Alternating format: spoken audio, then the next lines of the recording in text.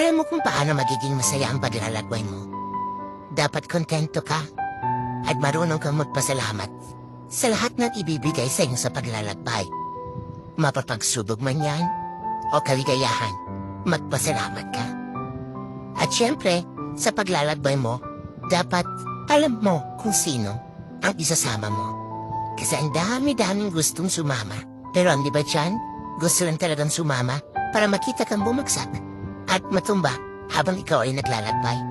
At pipilitin kang hihirain para hindi mo makuha ang gusto mo makamtan. At syempre, dapat sa paglalakbay, kahit anong mangyari, pipiliin mo pa rin maging masaya. Para at least, darating ang araw, nakamtan mo na ang gusto mo makamtan, naabot mo na ang pangarap mo. Masaya ka at hindi ka magsisisi. Dahil sa proseso pala ng paglalakbay, pinili mo lang na maging masaya.